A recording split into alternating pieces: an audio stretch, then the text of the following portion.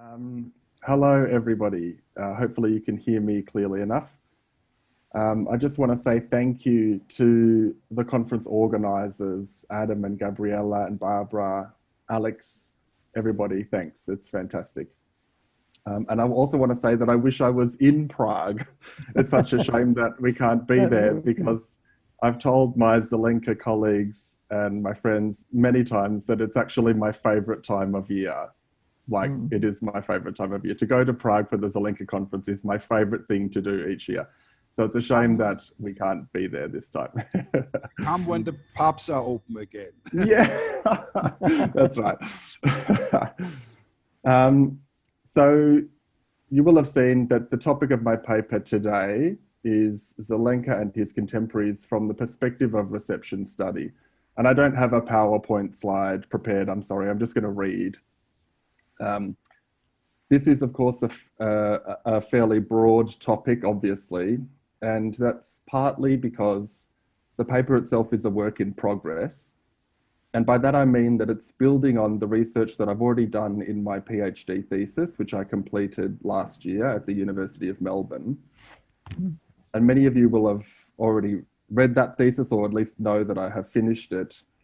And I've spoken about different parts of the thesis at different conferences, at the Zelenka conference in the past. But what I'd like to do today is summarize, in the first part of my paper, just summarize what the argument is in the thesis overall, so using fairly broad brush strokes, before turning my attention to the question of what we can learn about Zelenka reception from the reception histories of other composers, including Zelenka's contemporaries.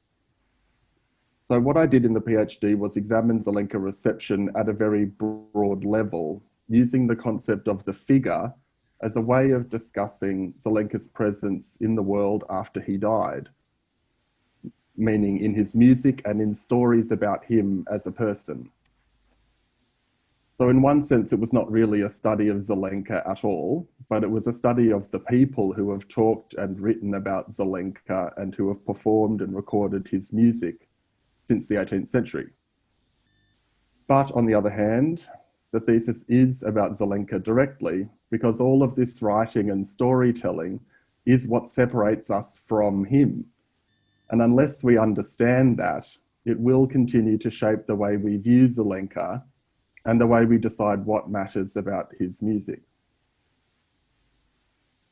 I argued in the thesis that persistent claims about Zelenka being a miserable person who had an unsuccessful career in Dresden are false. And I pinpointed the origin of this idea in the 19th century writings of Friedrich Rochlitz and Moritz Fürstenau, who suggested that Zelenka seems to have lived a somewhat isolated and lonely life in Dresden without saying much else negative about the composer. Rochlitz and Fürstenau were drawing partly on dubious oral histories to support this claim.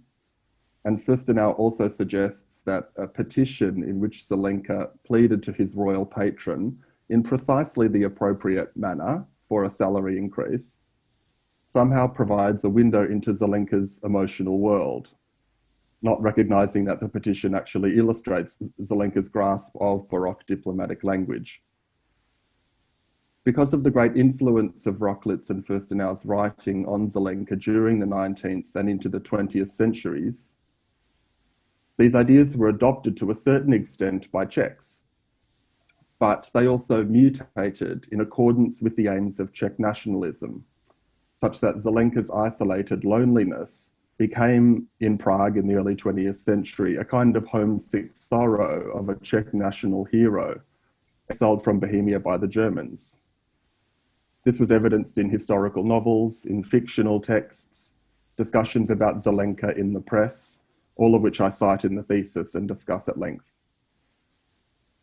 And this construction of Zelenka the person changed as well. And so as this construction changed, so did the value of Zelenka's music. So in Prague, Zelenka became widely known as the one who wrote the melodrama on St. Wenceslas, the first Duke of Bohemia, rather than, for example, being known as a master teacher in a lineage that connected him to Fuchs and Palestrina, or as an expert contrapuntist, as exemplified in his great choruses and fugues, which is how most German writers during the 19th century had described Zelenka in dictionaries and other writing. And I know this because I've looked at them all, and that's all discussed in the thesis too. During the 19th century, a German-centered universal canon also developed of musical works deemed to be universally great. And by about 1870, it had replaced older pedagogical canons as a way of legitimizing claims to musical greatness. And as the need for Czechs to assert a national identity reached a tipping point in 1918, many Czechs felt the need to distance the figure of Zelenka from the spectre of Habsburg Catholicism. So during this process, the figure of Zelenka moved to the canonical margins. He was not considered to be a composer whose music had universal significance or which radiated some kind of timeless essence. Zelenka's music was considered great by different social groups, mainly because it had national, pedagogical, or religious meaning, and these were sometimes intertwined. And I'll talk more about this later on. Bach's music, on the other hand, did enter this universal canon.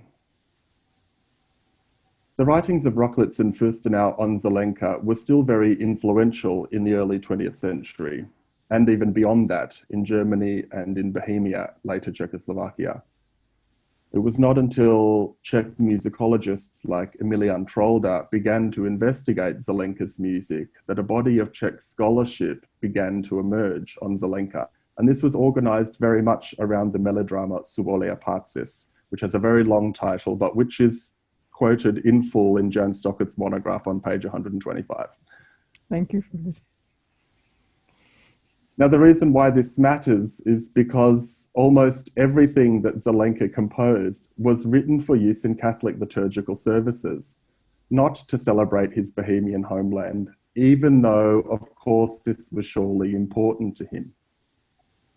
The metonymical figure of Zelenka as a creative unity, this Zelenka that you refer to when you say, I like Zelenka, this was reduced in the early 20th century in Prague to the tiny proportion of his output that had almost nothing to do with Catholicism. Zelenka's Catholicism was also intolerable to communists in both East Germany and Czechoslovakia during the 20th century. And interviews I conducted with scholars and performers of Zelenka's music who were working on Zelenka at that time, or who said that they would have worked on Zelenka, confirmed that research and performance on Zelenka's sacred music was all but forbidden. However, it wasn't completely forbidden. There were performing traditions. For example, with Konrad Wagner at the Hofkirche in Dresden, who was director of the Kapellknaben there between 1955 and 1997, which is a job that Zelenka once had. He talked about a long performing tradition of Zelenka's sacred music in the court, in the Hofkirche in Dresden.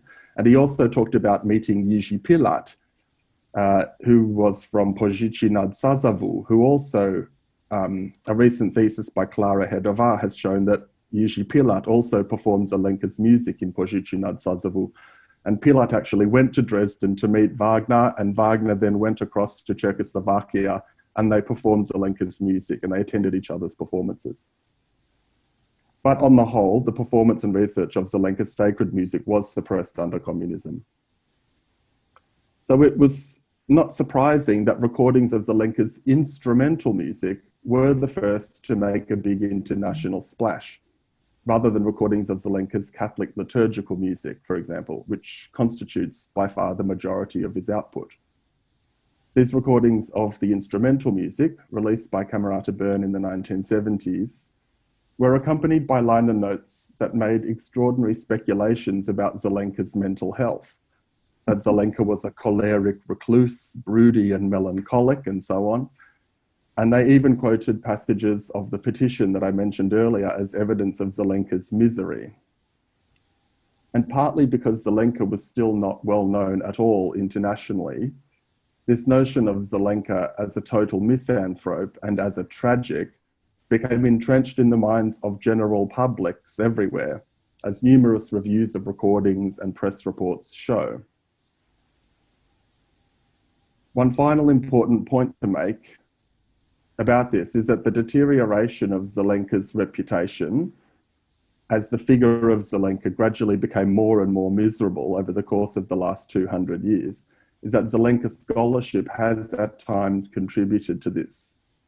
For example, while it is hard to overstate the importance of Wolfgang Reich's work on Zelenka during the 1970s and 1980s, his arguments about Zelenka's social status in Dresden, his relationships with other members of the court, and this idea that Zelenka was an unloved composer whose artistic fate was a tragedy, simply do not stand up against the developments in Zelenka studies over the last 3 decades. And on this point, with the greatest of respect to Reich, I must say that he was wrong.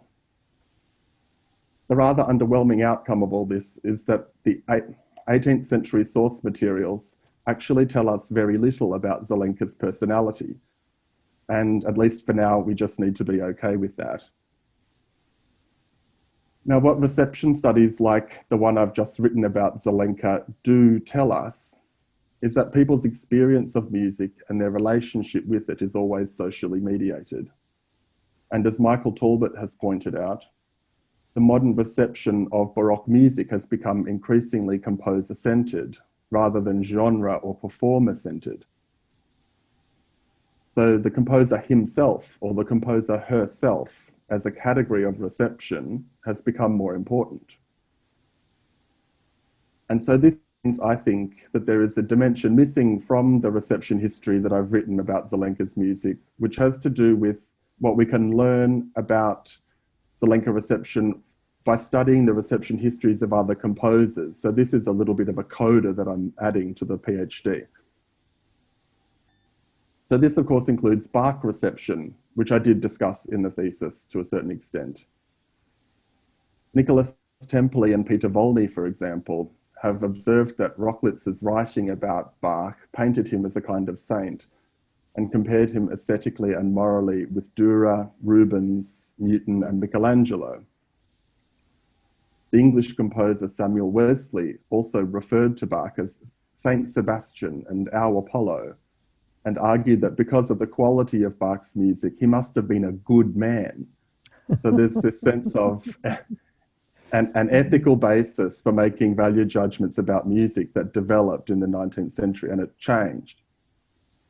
These comments trace Bach's entry into the universal canon, which was nevertheless German-centered, that superseded the older pedagogical canons during the 19th century, which had hitherto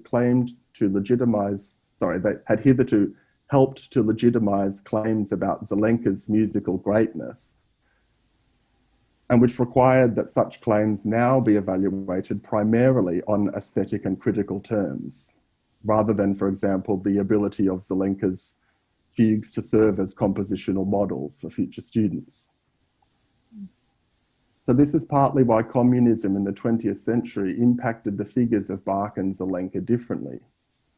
Gerd Rienecker has shown that, as with Zelenka, the figure of Bach was reconstructed in the GDR in accordance with Marxist ideology, such that the theological message of Bach's sacred music was secularized. But the figure of Bach was able to weather the secularizing force of communism much better than Zelenka, because by the mid-20th century, Bach's position in the canon was absolutely established and buttressed by an ideological discourse of universality, and Zelenka's simply was not. Bohemian and Czech attempts to position Zelenka in a national canon were impeded by Zelenka's Catholicism, which was uncomfortable to Czech nationalists and totally unacceptable to communists. Eckhard Jaschinski has also shown that in Saxony as well, during the mid and late 19th century, there was, quote, little distinction between Catholic and anti-national, end quote. So in Germany too, Zelenka's Catholicism posed a problem. Czech attempts to position Zelenka in a national canon were also made more complicated by the fact that both Germans and Czechs have made at different times competing claims of ownership over Zelenka's music. For example, Konrad Wagner, whom I mentioned before in Dresden, who was the director of the Kapellknaben in Dresden, when I spoke to him, he told me that Zelenka unequivocally belongs in Dresden. Zelenka's music belongs to Dresden and to Dresden, and specifically to the Kapellknaben of Dresden. These competing claims of ownership over Zelenka recall the squabbles over Handel between the English and the Germans during the interwar period, and I thank Michael Talbot for suggesting that I investigate that a little bit further. He has also suggested to me that composers such as Fortunato Caleri and Francesco Geminiani are also relevant to this type of investigation, because they were never really claimed by any national canon. Caleri, it seems, simply moved around too much, and his composing largely followed the geographical pattern of his professional life, writing operas in Italy, oratorios in Würzburg, and then composing instrumental music prolifically in Kassel and Sweden. And he also made 3 visits to London in the 1720s. He seems to have fallen between the cracks of emerging national canons in the 19th century. And perhaps a well-traveled musician like Johann Sigismund Kusser also belongs in this category, Sam. I wonder what you think about that. I'd like to chat more about that. Geminiani was also considered to be equal of Handel and Corelli in England, yet almost nothing is known of his output today. Enrico Carreri's Grove article on Geminiani stops just short of blaming Charles Burney for this. He points out that Burney made severe criticisms of Geminiani's rhythmic and melodic irregularity and the asymmetry of his phrases, which led, quote, to a confusion in the effect of the whole from the too great business and dissimilitude of the several parts, end quote. Carreri points out that irregularity, asymmetry, and confusion were actually keywords in a critical tradition that has shown little interest in developing any greater depth of argument. By this, I think he means that these stylistic features actually warrant a fresh critical historical analysis that might do a better job of recuperating the aesthetic value of Geminiani's music. I can't help but wonder whether this also might apply to Zelenka's music, given that it is often highly irregular and asymmetrical and perhaps even confusing. Fabulous as it is. The difficulty of performing Zelenka's music, as well as the fact that he wrote no known works for keyboard, besides there's 9 canons on the hexachord, which are really exercises in counterpoint that may be played on a keyboard, also helps to explain why Zelenka's music was not disseminated as widely as, say, Bach's Well-Tempered Clavier, which has entered the homes of piano students all over the world. Carreri's point about Burney also suggests that a closer consideration of Burney's influence on Zelenka reception would be useful, being the arbiter of musical taste that he was for so many. Burney did actually write about Zelenka in volume 2 of his well-known tome, The Present State of Music of 1775. The passage is actually about Franz Bender's life as it intersected with the coronation ceremonies of Charles VI and Elizabeth Christina as King and Queen of Bohemia in 1723. It reads, quote, soon after this solemnity was over, a drama was performed at the Jesuits' College by young Bohemian noblemen, in which music was introduced. It was composed by the famous Zelenka, the King of Poland's chapel master. This comment is interesting, partly because it reflects the fact that Zelenka was regularly referred to as Kapellmeister in Dresden in dictionaries, encyclopedias, and other literature up until Fürstenau's publication of 1862. So to conclude, the purpose of this paper has really just been to generate some discussion and to provide an update about my ongoing work on Zelenka reception, which has taken the form of a finished PhD thesis, but also this little coda where I'm trying to investigate a bit more about the reception histories of other composers and how they might be relevant to Zelenka reception. And this must include other Czech composers too. For example, Helena Halvíková has written recently about, quote, the riddle of staging Janacek's operas at home, whose reception in the Czech Republic is lukewarm at best, in her view, and sometimes even cold, despite the fact that Janacek's operas are hugely popular internationally.